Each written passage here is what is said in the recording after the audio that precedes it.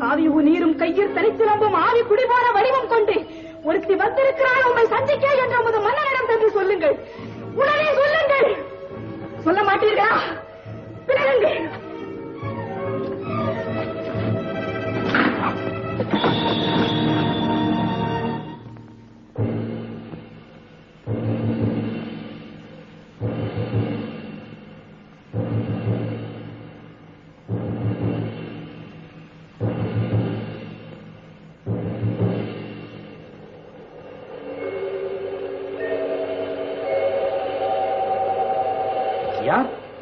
அரண்மனை காவலர்களை மீறி ஆவேச கோலத்தில் உள்ளே நுழையும் நீ யார்? புறாவுக்கு உடல் தந்து புகழ்பெற்ற மன்னாரின் வரலாற்றை, தேர்காலில் மகனையிட்டு நியாயம் காத்த மனுநீதி சோழனது பெருங்கதையை, நீதியின் இலக்கணமாய் பெற்று பெருமை கொண்ட திருமாவளவன் கரிகால் சோழனது பூம்புகாரை எழுதுவோர் பெருவடிகன் மாசாத்துவானின் மருமகள். என் பேர் கண்ணகி. உன் முறையீடு என்னவோ? முத்து விளைகின்ற 3 கடல் சூழ்ந்திருக்கும் தென்னகத்தில் மும்முரசு கொட்டி முச்சங்கம் வளர்த்து முக்கொடியின் நிழலிலே முத்தமிழை காப்பாற்றும் மூவேந்தர் பரம்பரையின் பெருமைதனை மூளையாக்க முடிவுறிந்த மன்னவனே, எந்த முறையீட்டை கேட்பதற்கு முன் நான் யார் என்று முழுவதும் தெரிந்து கொள்க. நீ யார்? கண்ணகி, கையில் தனிச்சிலம்புடன் வந்திருக்கும் கண்ணகி. நீதி வழுவா நெடுஞ்செழிய பாண்டியனை துணிந்து இகழ்ந்துரைக்க வந்திருக்கும் கண்ணகி. என்ன? பாண்டிய மன்னா, ரோமாபுரியின் கொலுமண்டபத்திலே உனது தூதுவர்கள் இருக்கிறார்கள்.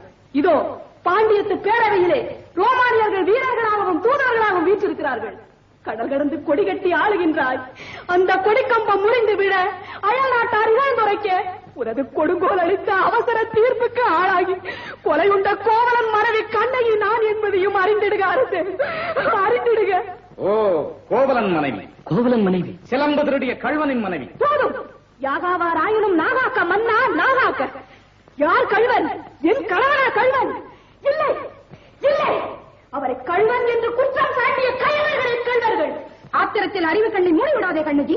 கையும் களவுமாக பிடிவிட்டான் உன் கணவன். கள்வனை தமிழகத்து நீதி கொல்லாமல் விடாது என்பது உனக்கு தெரியுமல்லவா? நீதியின் இலக்கண முறைக்கும் நெடுஞ்செழிய பாயனே, உனது நாட்டில் எதற்கு பெயர் நீதி? நல்லான் வகுத்ததா நீதி? அல்ல அல்ல, வல்லான் வகுத்ததே நீதி. அதனால்தான் நான் வணங்குகின்ற தெய்வத்தை, என் வாழ்வு கருவூலத்தை சாவு படுகொலையில் தள்ளிவிட்டீர்கள். கொற்றவனே, குடைநிழலில் குஞ்சரம் ஊர்பவனே, எண்ணிப்பார். கொலு மண்டபத்தில் விசாரிக்கப்பட வேண்டிய வழக்கு கோயில் மண்டபத்தோடு முடிவானே. சிந்தியுங்கள், நன்றாக சிந்தியுங்கள். குற்றம் சாட்டப்பெற்றவரின் மறுப்புகளுக்கு மதிப்பு தராமல் கொலைவாளின் வேலை அவ்வளவு அவசரமாக நடைபெறுவானே. இதற்கு பெயரா நீதி? இதற்கு பெயரா நேர்மை? இதற்கு பெயரா நியாயம்? இதற்கு பெயரா அரசு? உனக்கு பெயரா அரங்காக்கும் மன்னன்? என்ன அரசே? கண்ணகி, உன் கணவன் கையில் இருந்தது அரசி கோப்பெருந்தேவியின் சிலம்பு. கோப்பெருந்தேவியின் சிலம்பு இல்லை, கோவலன் தேவியாம் என்னுடைய சிலம்பு. நம்ப முடியாது என்னால். நீயா நம்புவதற்கு? உன்னையா நம்ப சொல்லுகிறார்கள்? உன் மீது வழக்குரைக்க வந்தவள் நான். குற்றவாளி நீ. நான் குற்றவாளி? ஆம், நீ குற்றவாளி. அதனால் தீர்ப்பளிக்கும் உரிமை உன் கையில் இல்லை. இதோ இருக்கிறார்கள் பெருங்கண்மை பெரியவர்கள். இவர்களே இப்போது நீதிபதிகள். இவர்களோட கேட்டும் நல்ல தீர்ப்பு. ஆண்டோர்களே, அறிவிமிகு ஆட்பெரும் படை கொண்டவன் பாண்டியன் என்பதற்காக நீதியின் பாதையை வளைக்காமல் ஆரிய படை கடந்தான், அவனையெல்லாம் புகழ் பெற்றான் என்ற கீர்த்தி திரையால் அவன் செய்த குற்றத்தை மறைத்து விடாமல் தாய் மேல் ஆணையாக, தமிழ் மேல் ஆணையாக, தாயகத்து மக்கள் மேல் ஆணையாக தீர்ப்பு கூறுங்கள். நல்ல தீர்ப்பு கூறுங்கள். கோப்பெருந்தேவியின் சிலம்பை கோவலன் திருடினார் என்பது குற்றச்சாட்டு. அதற்காக மரண தண்டனை. அது ஆராயாமல் அளித்த தீர்ப்பு. அதற்கு மன்னன் பொறுப்பு. இது என் வழக்கு. வழக்குக்கு என்னம்மா ஆதாரம்? ஆதாரம் இதோ இந்த சிலம்பு. இதற்கு இணையான மற்றொரு சிலம்பைத்தான் என் மனமாக விற்க வந்தார். மாபாவிகள் அவரை கொன்று குவிந்து விட்டார்கள். அப்படியானால் தேவி அணிந்திருக்கும் சிலம்பு? அவைகளில் ஒன்று என்னுடையது. அதற்கு அடையாளம்? அடையாளம் வேண்டுமா? 1000 கேள்விகள் என்னை கேட்டு உன்னை குற்றமற்றவனாக ஆக்கிக் கொள்ள துடிக்கிறாயே. இப்படி ஒரு கேள்வி நேருக்கு நேர் என் அத்தானை கேட்டிருந்தார், நீதி வழுவான் நெடுஞ்செழியன் என்ற பெயர் உனக்கு நிலைத்திருக்குமே, என் அத்தானின் உயிரும் தங்கி இருக்குமே. அம்மா, தேவி அணிந்திருப்பதில் ஒரு சிலம்பு உன்னுடையது என்பதை மெய்ப்பித்து காட்டுவாயா? உயிர்ப்பித்து என்ன பயன்? இறந்து போன என் கணவனை எழுப்பி தருவீர்களா? பெற்றுண்ட தலகனை ஒட்டி தருவீர்களா? முடியாதுங்களா? முடியாதுங்களா? ஆனால் ஒன்று, உயிர் போனதால் தொங்கிவிட்ட என் அத்தானின் தலை போல் உங்கள் தலைகளையும் தொங்க வைக்கிறேன். உங்கள் நீதி போனதால், நேர்மை போனதால், மானம் போனதால். மதுரை பாண்டியா, உனது மனைவியின் பழைய சிலம்பிலே உள்ள பரல்கள் முத்துக்களா மாணிக்கங்களா? முத்துக்கள், அதுவும் கொற்கை முத்துக்கள். என்னுடைய சிலம்பிலே உள்ளவை மாணிக்க பரல்கள். அப்படியா? எங்கே பார்க்கலாம்? தேவி, இப்படி கொடு. இதோ பார். பார்த்தாயா முத்துக்களை? அடுத்த சிலம்பு.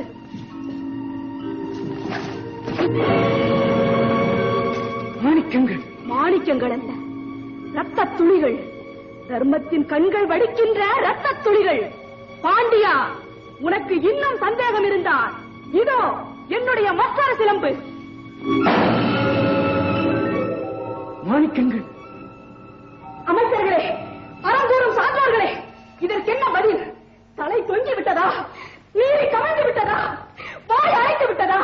நெடுஞ்செழிய பாண்டியனின் அறம், மரம், திறன் அத்தனையும் மண்ணோடு மண்ணாக கலந்து விட்டதா? ஐயோ, ஏன் இந்த வாட்டம்? தமிழகம் சிரிக்கிறது பாண்டியா, நீ தலை உடைந்து நிற்பதை பார்த்து. தமிழ்நாட்டு மறைநூல் திருக்குறள் கேலி பேசுகிறது பாண்டியா, உன் நீதி வளர்ந்த செய்தி கேட்டு. ஆனை சேனை ஆயிரம் எதிர்த்து வந்தாலும் அண்ணாத தலைகுனியாமல் பணி நடத்தும் உனது வீரம் எங்கே? கம்பீரம் எங்கே? வெற்றி திருப்பார்வை எங்கே? எங்கே? எங்கே? எங்கே? மன்னா, மாசு படரவும் மாநிலம் நிகழவும் நீதி வழங்கிய உனக்கு செங்கோல் எதற்காக? பாபாதகம் புரிந்த உனக்கு மணிமுடி எதற்காக? வேந்தர் குலத்துக்கு இழிவு கற்பிக்க வந்த உனக்கு வெண்கொற்ற கூட எதற்காக? தேவையில்லை.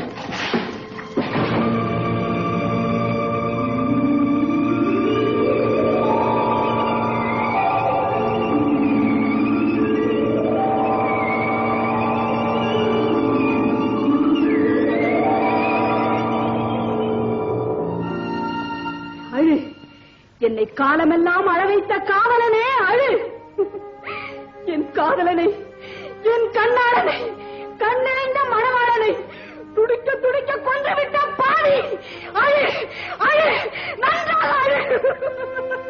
கண்ணகி, உன் கணவன் கள்வனல். கள்வனல்.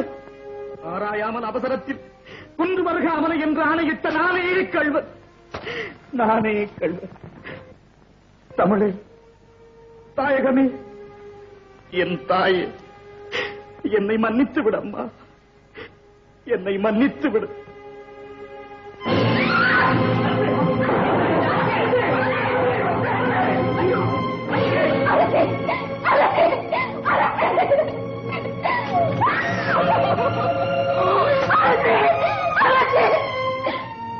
நீதி தவறியதால் வளைந்து செங்கோலை உங்கள் உயரையே கொடுத்து நிமிர்த்தி விட்டீர்கள். அரசே, நிமிர்த்தி விட்டீர்கள்.